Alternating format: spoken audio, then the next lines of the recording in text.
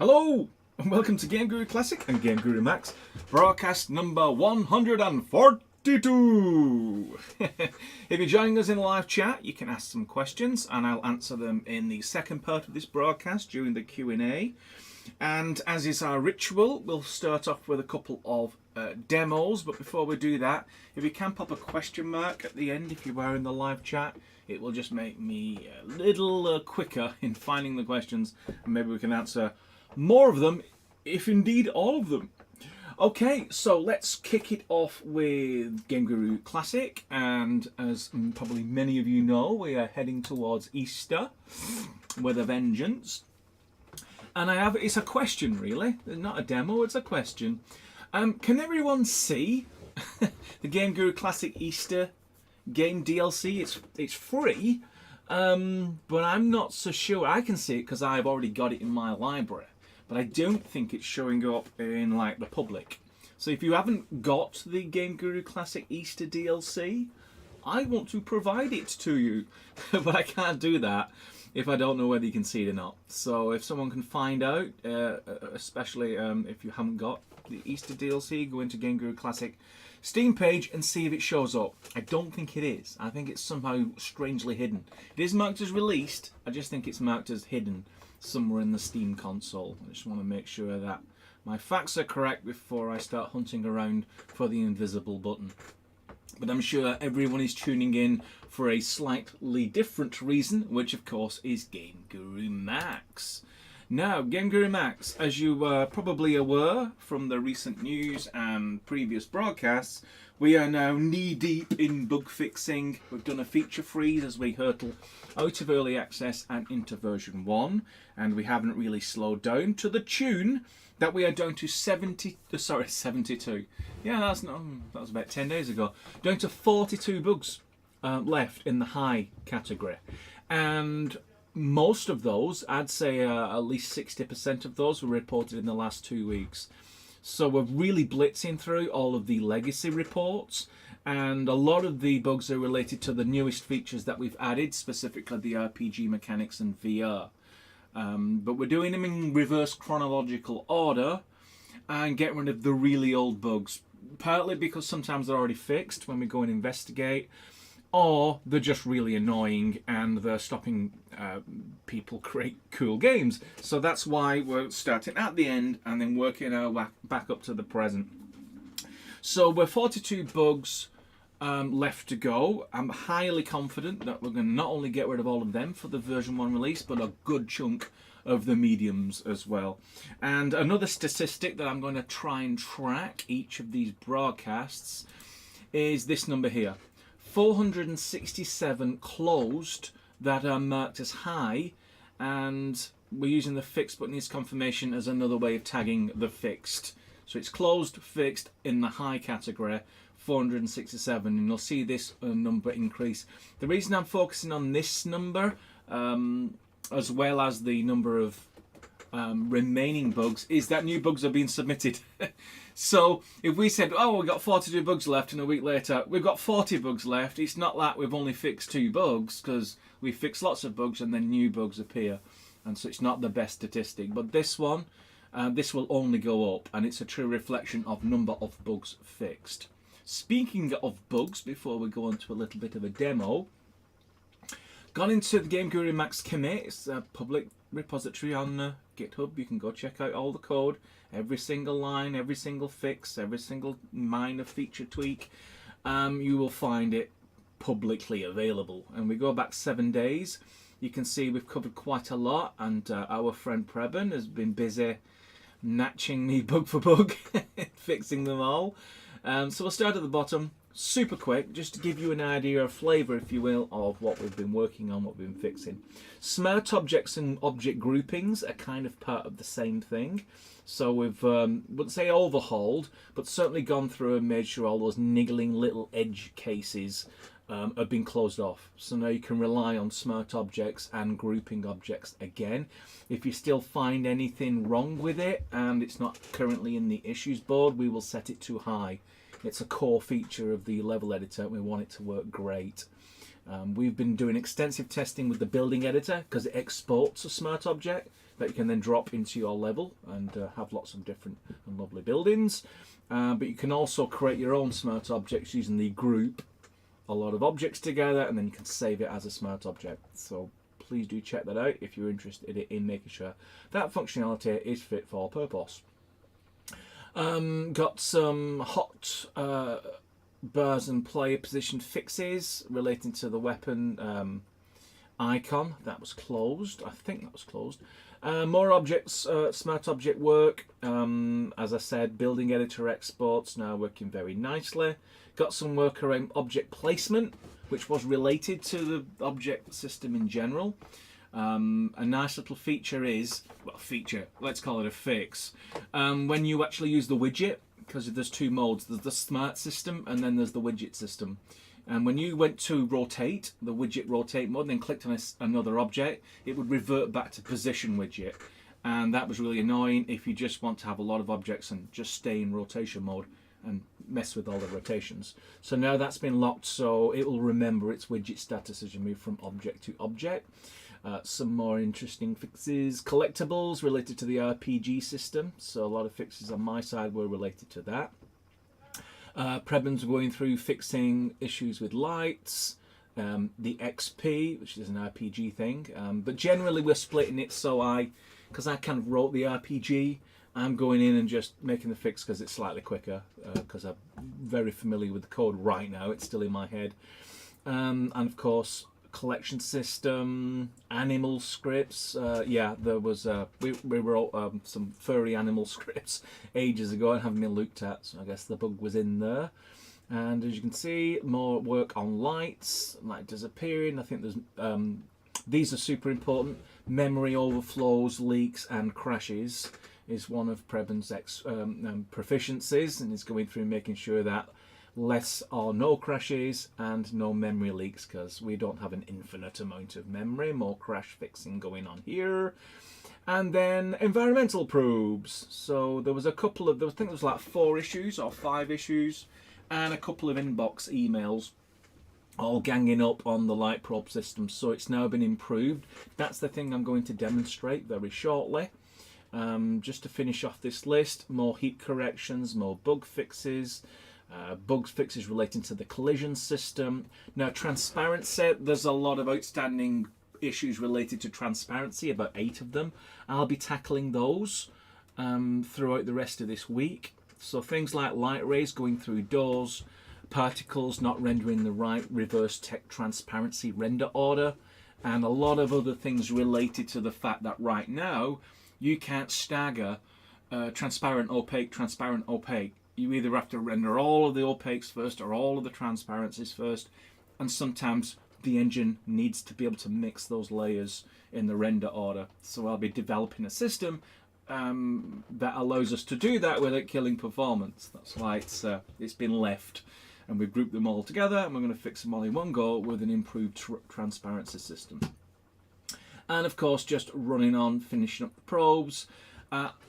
In doing the merge of all these things, the probe system is slightly broken again. I've been messing about with it like 40 minutes ago, so that work will resume. But I can give you a demonstration of where we are right now, and just to give you a bit of an overview of what I'm talking about when I mean probe. It's not what you think. Okay, so I've got a little sample level that I've been using in order to test the probe system. So before, we only had, it was called a 2-swap system, so you'd have 2 physical probes that would sort of stagger and follow the player as the player moves through the level. That way you'd always have an environment probe near the player contributing to the PBR, but the problem is it created visible artifacts as that probe moved and transitioned and followed the player in a staggered fashion. You saw that stagger and you saw that transition, and it wasn't very pretty. How they do it in AAA development environments is they have a map. They literally lay out all their environment maps, probes within the level to tightly control that lighting equation and give you the proper PBR effect that we've strived so hard to get to. And so what happens is the light probe is now controlled from within the light itself. So by default, lights don't have light probes. We didn't want to saturate the system with a lot of redundant light probes. You only really want a light probe where it's of best effect. And so it's typically where a light is, because a light is going to illuminate the scene in some way, and that scene also needs correct PBR. And so in the advanced settings, when you select your light, you'll find the new tick box called light probe, and when that's ticked, light probe scale. And that would allow you to switch on an environment light probe at that location, and then to set its size. And I'm going to show you how that works quickly right now. If I show you this green one, and of course you can actually set the probe and then switch the light color off, so you only have the probe. But you have the option of just keeping it as a regular light, with the added bonus that it also has a light environment probe shoved in there as well. So this is the light. As you can see, I've got a scale for it. Now look what happens when I set it to its lowest setting, which is 50, which is quite a small area, too small to seriously consider having for an environment probe, but it's a good place to start. And also all levels carried this property as one. And so old levels, all the lights would have in the environment probe switched on, which won't help your performance at all. So now the minimum value is 50 or off. And as we increase the scale, or I'm going to rename this to range really, because it's more of a range than a scale, because it isn't modifying it, and it's actually a single value that describes the units of distance from the light probe. What happens as I increase it, you see that football up in the distance, how the underside is changing its colour. That's because the PBR effect, the physically based rendering technique, is pulling from the environment a cube texture in order to figure out what that reflection is underneath its ball. And so as I increase the range, I'm increasing the size of that capture area. That is to say, I want, this part of the floor to be part of the environment map, so then it can reflect correctly. You can't just have one environment probe for everything. It has to be localized to a contained area. In this case, we're just using the floor of a particular color to demonstrate it. So tiny little environment probe here, neither use nor ornament. So you can see as you increase it, you actually get it to the edge of where you want. So now this one little tiny probe is catering for this entire green area. And you can imagine that being a room, and everyone's going to have a nice bit of green underneath, as you would want for a slightly reflective material.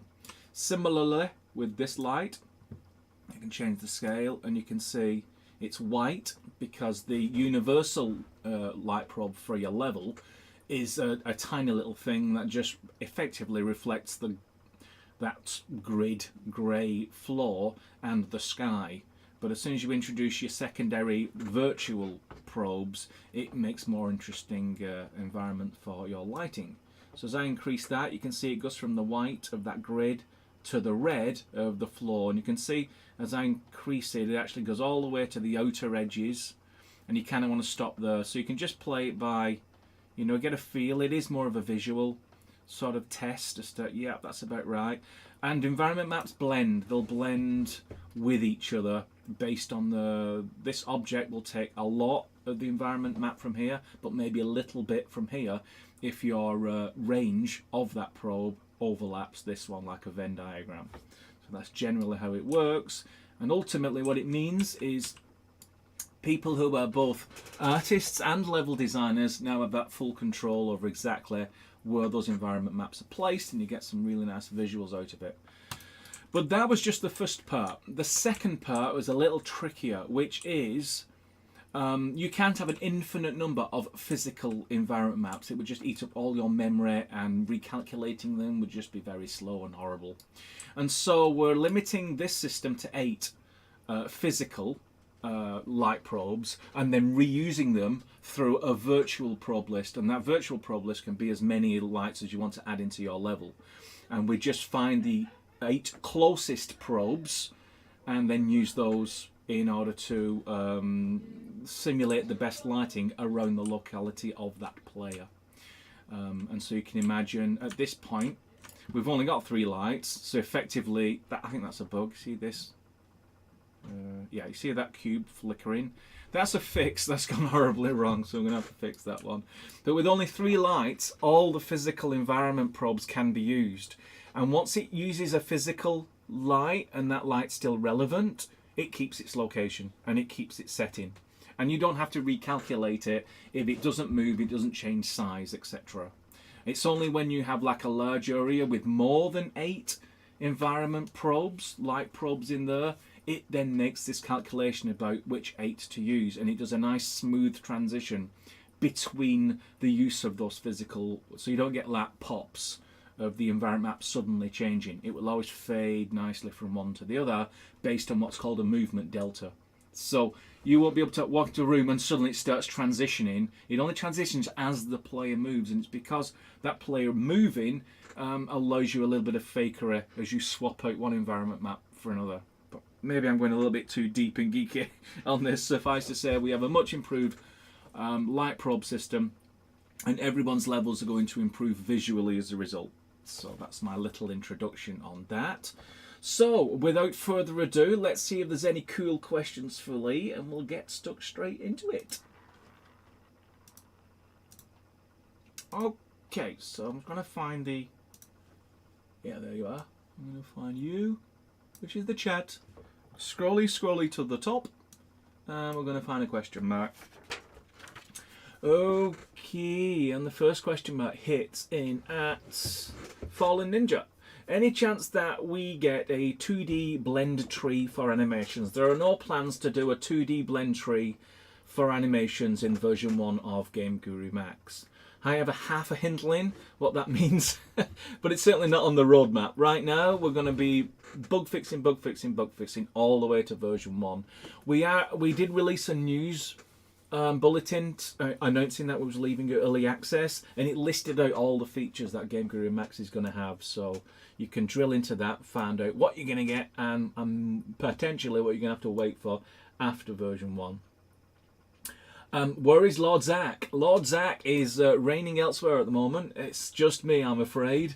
Martin Xman, will we have gamepad support this year, like most game engines on the market? There already is gamepad support in GameGuru Max, thank you very much, but I don't talk about it very much.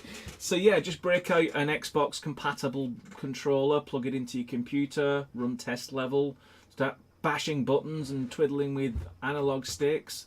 If it doesn't work, it's a bug, and please report it in the issues board. But we have support for several kinds of controller. It maps quite well, but it's not an exhaustive list. I personally don't use controller, which is probably why it's not as high priority as it might be on someone else's list. But keyboard and mouse is what I use, and that's why keyboard and mouse is highly supported. So yeah, go check out your particular controller with test level and let me know if it don't work, because that's a bug. Okay, here we go. Old gamer, greetings. Will it be possible to add base building in-game similar to Rust? There is no plans to recreate Rust in GameGuru Max version 1. Not sure what base building is, but let me guess. In Rust, I think you're running around and then you can build 4 walls and then hide in it and lock the door. There's no plans for that kind of mechanism for version 1. I do see it as being a very popular genre, but I think it's popular because it's set within that multiplayer universe where you really do want to build a building and lock the door and hide inside it because people are throwing things at you. In a single player experience, not so much.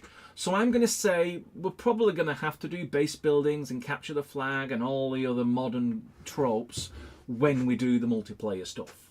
But it won't be for version 1. Question mark. This is from Rolf. How can I add an option button to the title screen so I can go from there to graphic and sound settings before the player starts the game? Yeah, good point. I don't think you can actually add new buttons into the what would have called the legacy screens. We've certainly got it for like new screens that you create and you can drop anything you want in, but I don't think you can override the fundamental DNA of the title screen. I'm going to call that a bug. Let's call that a bug. You should be able to add additional things to your title screen, and you should be able to click, say, a button and then move to the other screens. That's kind of the whole point of the storyboard editor, and if you can't do that, it's a bug. So, and actually, because I have been reviewing, with only 42 bugs left on the highs, I am now familiar with most of them, and I think that's already been reported, that you can drop in a button and click it and nothing happens, or the wrong thing happens. So that is going to get fixed, I'm pretty sure of that. Martin asks, is VR actually done in version 1 question mark? Seems wonky in my opinion. Please report wonky on the issues board. I didn't see any VR related issues in my last couple of passes. So unless we are informed, there is absolutely zero chance of your wonkiness being unwonkified. But it works for me. I've got it running on the Quest 2 through the wire, through the Oculus Link. I've just recently had one of my base stations replaced on the Valve Index. The first things to go, those base things, because they spin around, and if you don't get them perfectly aligned, they make strange noises and then just stop with the red flashing light of death. So I've got a new one, and I need to test it out. In fact, I just looked up there now, it's showing nice and green across the board. So that will be a further test. But do let me know what you mean by 1K in the issues board, and we'll take a look at that. But yes, we are delivering VR both in test level and VR standalone for version 1. That's one of the things we wanted to deliver, and we're delivering it. Okay, question mark is here. This is from Gangowski. What about some kind of dialogue editor when choosing answers? I remember you mentioned this a few months ago when you explained upcoming RPG stuff. Dialogue editor when choosing answers. Answers to what? But yeah, just for clarity, there are no plans to do a dialogue editor for version 1 of GameGuru. But certainly post your ideas in the form of an issue. We'll mark it as a feature request and ask some more questions so we can drill down exactly. Well, first of all, you know, what's the general idea, but also what's its usage scenario? Is it something that only one person in a million wants, or is it something everybody wants and it's totally missing in the RPG mechanics? So that's probably the best place to start that conversation as an issue in our lovely issues board. David comments, on Steam there doesn't seem to be a way of downloading the GameGuru Easter game DLC. Thank you for that. I suspected as much. I think it is marked as released, but it's also marked as hidden. Back in the day, I think it was actually created in 2016. We only run it for like over the Easter period, and I'm thinking maybe it just makes sense to keep it open so anyone can use it, because it's a pretty cool DLC. It's free. It's pretty cool, and you can make lots of very cool, stylized, sort of cartoonish, kiddie-ish sort of platformer games. And you've got lots of assets there and lots of lovely sounds. So why shouldn't you be able to use it outside of the Easter season?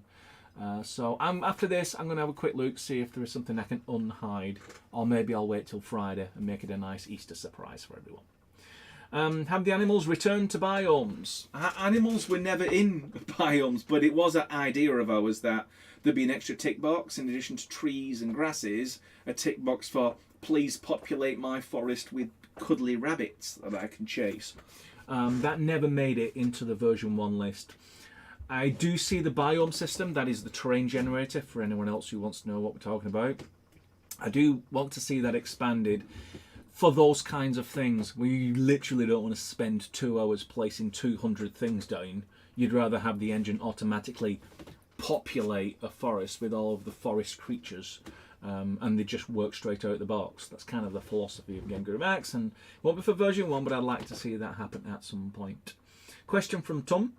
Another question about VR. I am guessing there is nowhere near complete in latest EXP build. Many things missing, like jumping, two-handed weapons, can't aim properly, many more things. Jumping, spacebar. Yeah, there is no spacebar. Please provide a suggestion as to what button on your controller you would like for the jump. I ran out of buttons, basically.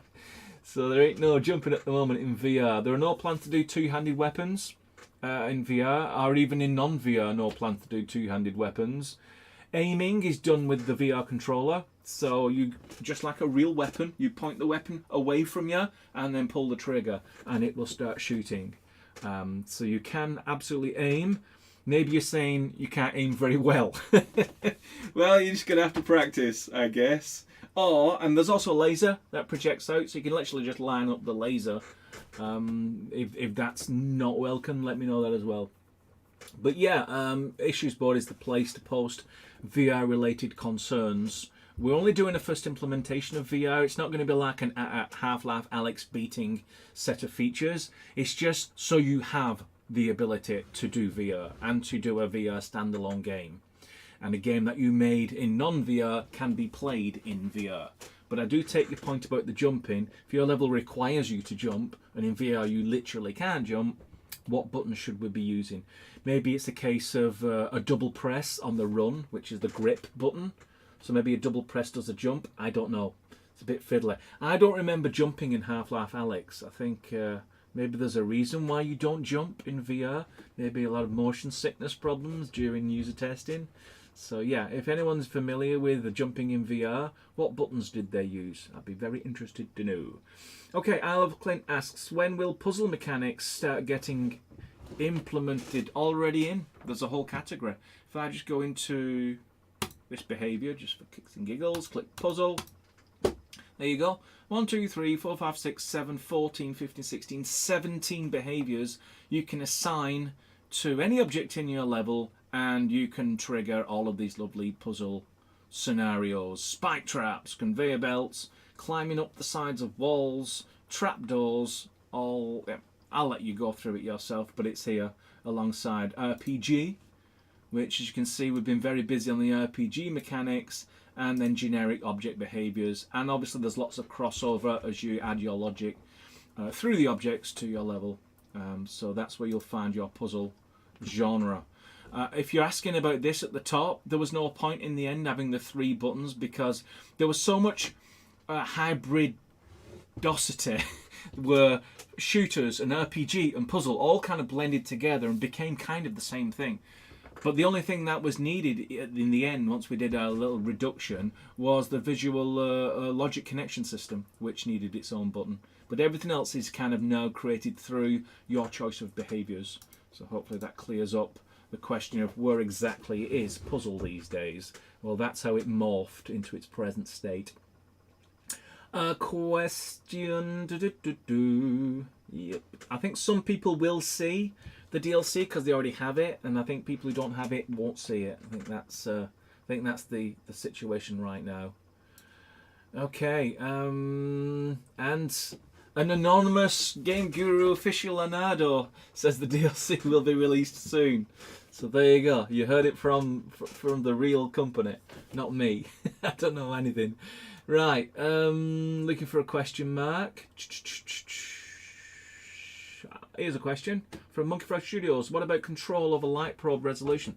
128, 256, 2K, etc. Great question. And how would we like that? Do you think it would be like per light probe? Or a global setting like we do with the light shadows, and just have it so spotlights have a particular resolution, point lights have a different resolution, because point lights need like 6 render targets to be maintained. Similar with environment maps, it ain't just one texture, it's 6, because an environment map is basically a cube inverted and all the stuff shoved on the insides. So if you want a 2K resolution, that's actually 6 lots of 2K, and it will gobble up all your video memory. Of course, some people have the graphics card to handle that sort of thing. I suspect your answer will be you want it on a per light probe basis, because you'll be using light probes in different ways. A big area, low resolution light probe just for general colour, but then if you have some interesting little console where you've got lights on a table and you want a lot of correct reflections, you want a high resolution to sort of see that detail. Also, if you've got a highly reflective PBR surface, you will notice immediately if it's a low resolution environment light probe, and you want to be able to step that up in areas where it's highly reflective. But please confirm that, if not in the live chat, because I may miss it, by email. Monkey Frog Studio, you have my email address. Okay, another question from Fat Dad. I have both Wasteland booster DLCs, but can only see the weapons pack. They'll be sitting next to each other. If I just jump back to here, I know I'm stating the obvious, I'm just demonstrating it really. You can see I've got the Wasteland Weapons booster pack and the Wasteland Workshop booster pack sitting one on top of the other. I assume you're saying you can't see this Workshop one, but you can only see the Weapons one. What I would recommend is do a Steam Verify files. Sometimes Steam can get a little bit confused, thinks it's that your local machine's got the files and it actually hasn't. What Verify does, it compares the Steam's idea of what you need and what your local machine has, and if it finds there's missing stuff, it just copies them over for you. So it's definitely worth doing. But if you have bought the Workshop DLC, you should be able to see it in your library, no problem. Here's a question from 3Com. Why do lights rotate when you change colour? Why does the light rotate when you change colour? If that does happen, it's a bug. But yeah, these lights up here, this isn't changing the colour. This is swapping out the light completely for a new light. And it will reset a couple of settings as you change one new light for another new light. If you change this light colour down here, which is currently white, that should only change the colour, not any other properties of that light. Hopefully that clears it up. But yeah, if you're clicking these grids at the top, you're actually selecting a whole new light and resetting to that new light's settings. Hopefully that makes sense. Another question from Old Gamer. I am working on a game that forces the character to cross a gulf on floating pallets. I need them to move back and forth, up and down, having a hard time with physics behaviours. Demo possible? Question mark. That would be a great demo, wouldn't it? I don't think we've demonstrated advanced platform moving physics things. But I'll bear it in mind. There's certainly no plans to add another demo into the hub. We're kind of freezing all of the content and just working on bug fixes. I have, however, seen a demonstration of platforms moving around in all directions with proper physics.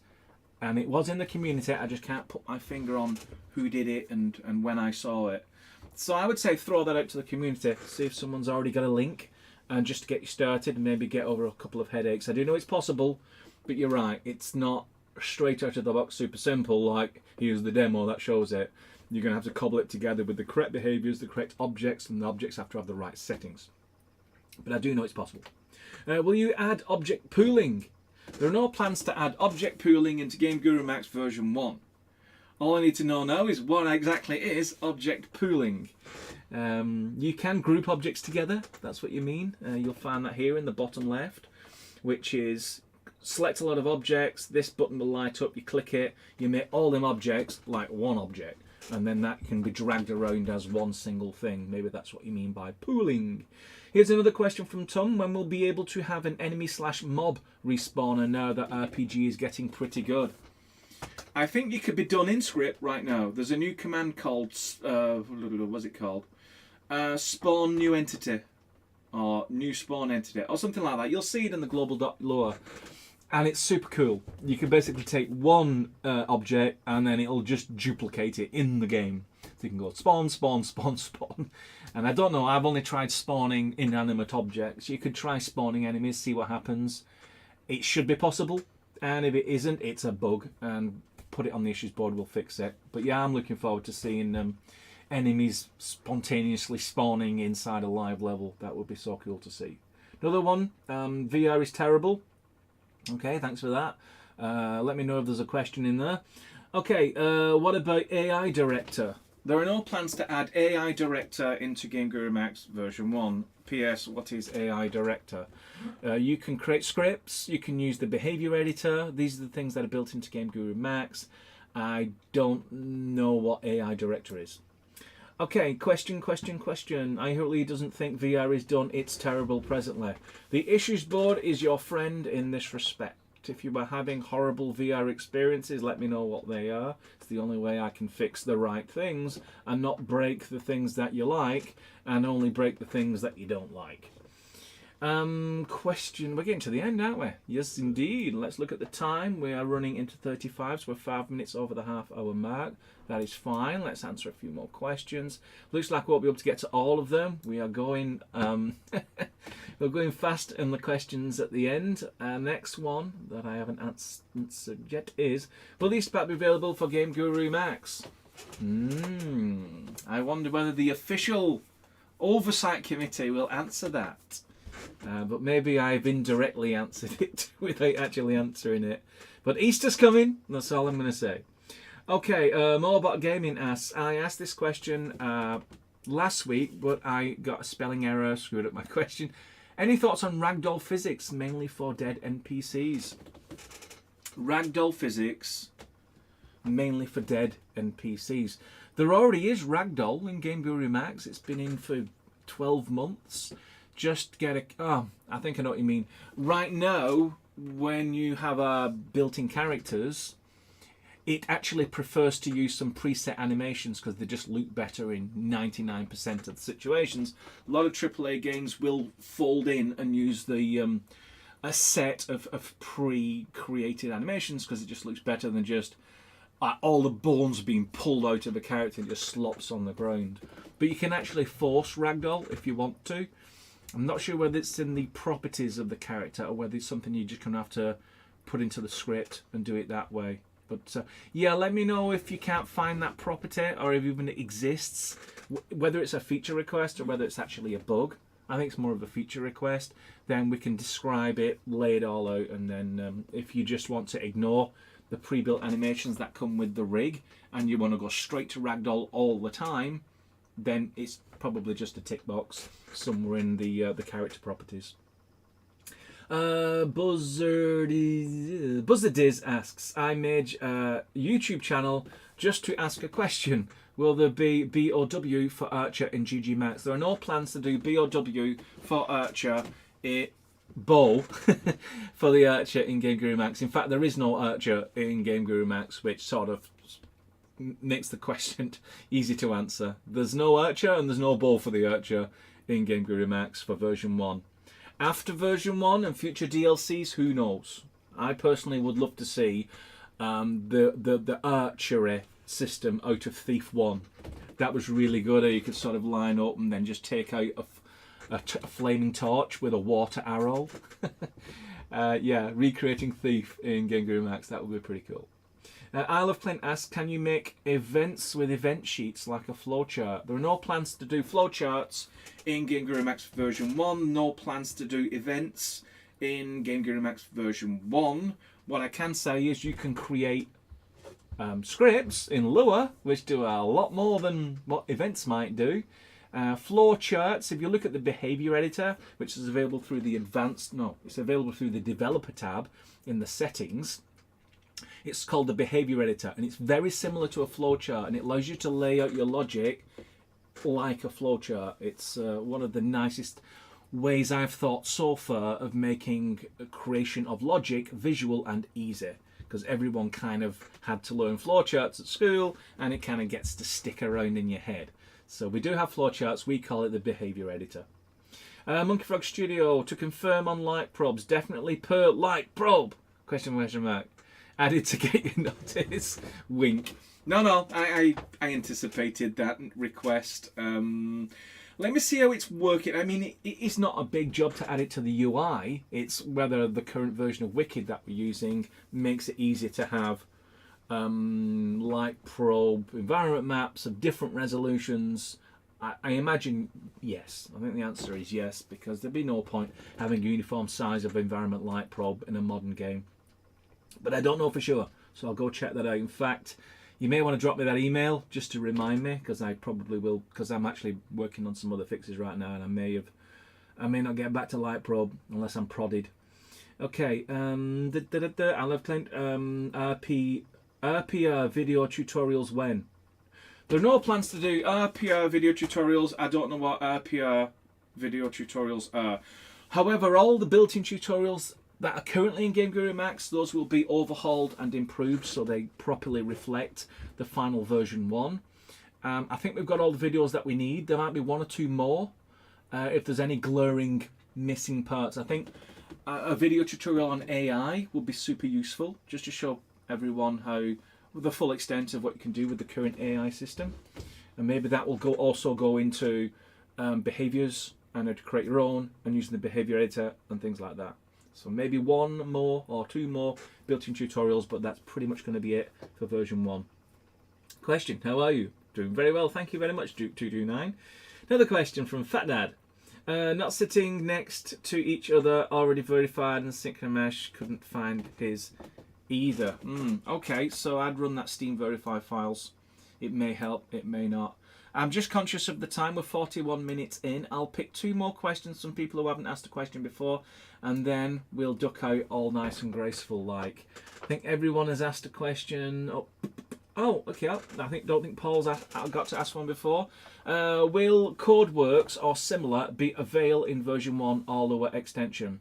No plans to add CodeWorks into version 1, and no plans to do a lower extension system in version 1. You can actually just add your own extensions, providing your Lua script has access to the Lua module and the Lua module sitting next to it. Your script can pretty much do anything Lua can do, in addition to all the commands that we've added. So I would say go check it out. Start with a Lua script, use an extension, run it in test level. If it works, it's great. And then you can, it'll automatically pick up what all the Lua dependencies and then copy them into your standalone when you do a standalone game. So I'm pretty sure you can do the Lua extension thing, but there's a lot of stuff out there called CodeWorks, and I'm not sure which one you refer, but I can guarantee I have no plans to do any CodeWorks for at least version 1. Last question from someone who hasn't asked one yet, and it looks like everyone has asked, so I have to go all the way back up to the next real question, which is question mark. It's this one. When will weapons be totally uncoupled from hands? Melee weapons are currently uncoupled from hands, in a sense. They can be crafted independently. You can use existing hands with new melee weapons. That's how one of the DLCs that we recently released, how it was able to be created, because we decoupled it. We haven't decoupled the projectile weapons yet, because we don't have any. You have to have a special kind of weapon which can have a different set of animations that aren't dependent on the hands doing what the hands are doing. And so that's the last piece of the new weapon system. But we are shipping version 1 with the melee the way we want it. The problem is we have to kind of wait around for an artist who wants to do a new set of weapons. And when those are coming in, then at that time we decouple those dependencies from the hands. They'll then join the ranks of how you currently do melee weapons, and then our weapon system will be completely decoupled. And that's when the fun starts, because this is obviously this is an after version 1 conversation, but once you've decoupled the hands and the weapons, you can change the hands, you can change the weapon, you can change all the attributes and the settings of those two things. And so for the first time you'll be able to have a set of hands that are consistent throughout your game, no matter what the weapon is or where the weapon came from. Really excited, looking forward to that. But I think that will come with the next weapons DLC, I think. Not just any old weapons DLC, but a weapons DLC that has animating guns that shoot bullets and have all the necessary requirements for projectile weaponry. I think that's when you'll see that. So that is the last question. I'm going to duck out before we get to that dreaded 1 hour mark. I think 45 minutes is a nice size for a broadcast. I will be back next Wednesday at 7 PM GMT. Thanks for all your lovely questions. I hope you found this informative.